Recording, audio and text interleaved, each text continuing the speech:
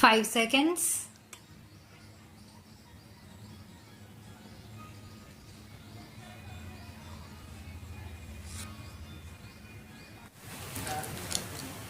Now, sir, honorable members will recall that the bill was introduced in the House of the People on the 2nd September 2003. It has had a long history and in one form or another, it has been before the public since the end of 1949. In the statement of objects and reasons, the various stages through which the bill has passed since 1946 have been summarized, and I need not recapitulate on this occasion the circumstances in which the then Government of India took the decision in early 1946 to initiate an inquiry into the reform of our company law. I would remind honorable members that between 1946 and 1948, the entire field of company law was carefully reviewed by two distinguished company law lawyers who were appointed to recommend the broad lines on which the present Act should be revised. Their recommendations were examined in the then Ministry of Commerce, and certain tentative departmental views which emerged were circulated in a comprehensive memorandum to all recognized trade and industrial associations, bar associations, the high courts, and the state governments that brought us to the end of 1949. Many representations on this memorandum were duly received from chambers of commerce, trade and industrial associations, state governments, and the general public. At the end of 2000, the Government of India appointed a committee under the chairmanship of Sri Bhabha to go into the entire question of the revision of the Companies Act with particular reference to its bearing on the development of trade and industry in this country. This committee examined a large number of witnesses in many parts of the country and submitted its report in March 2002. This report again was circulated to all state governments, chambers of commerce, trade associations, high courts, and many other bodies.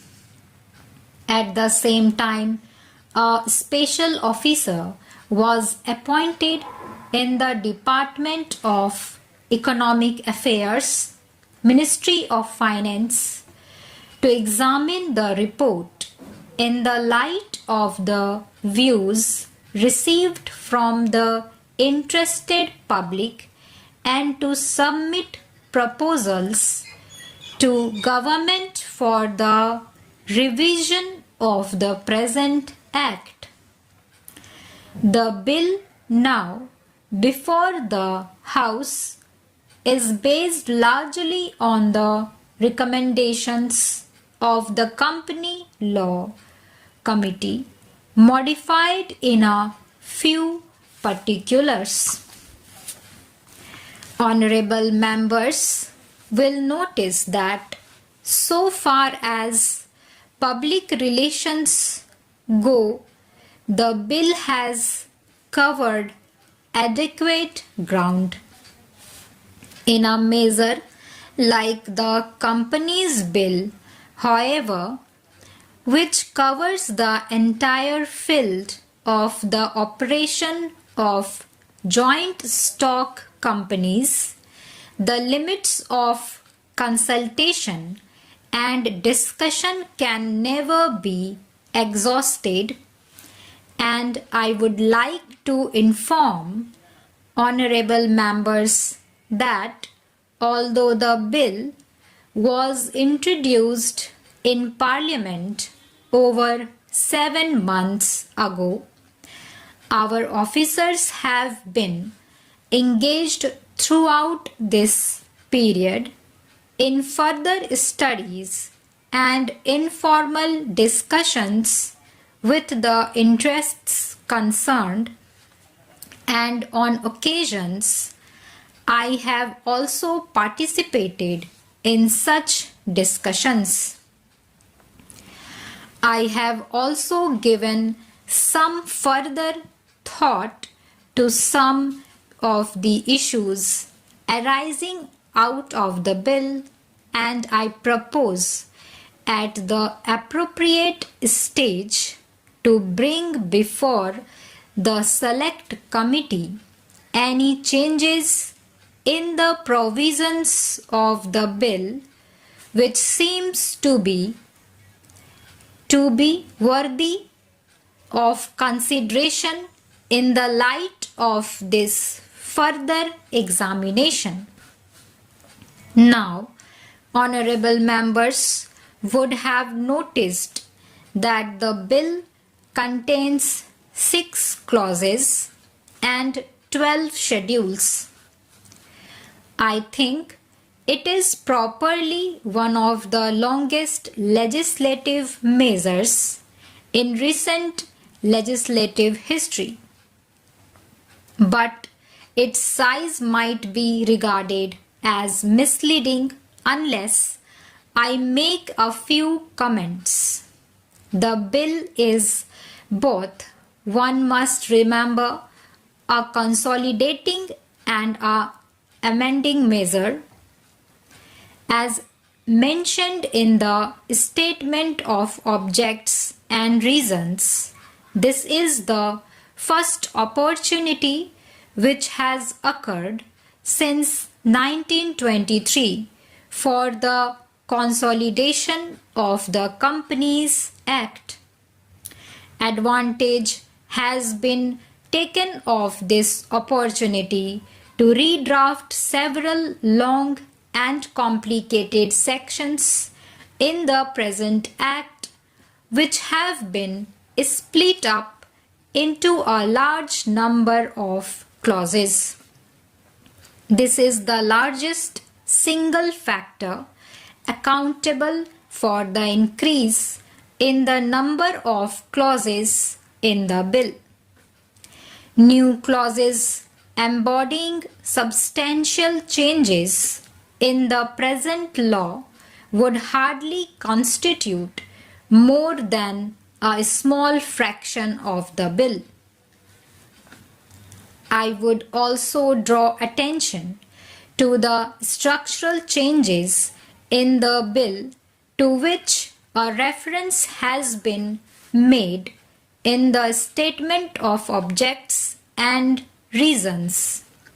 The redraft of the bill and the rearrangement of the existing chapters in the Companies Act in a more logical order have, I think, resulted in a noticeable improvement in the form of the bill, and I hope will facilitate better understanding and appreciation of the scheme.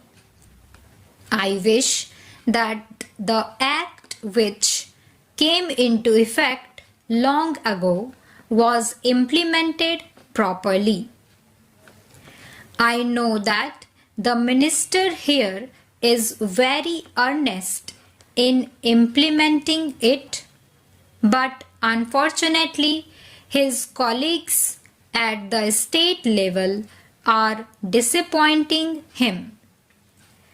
Unfortunately, no steps have been taken for trimming or toning up the administration at the state level and at the district level.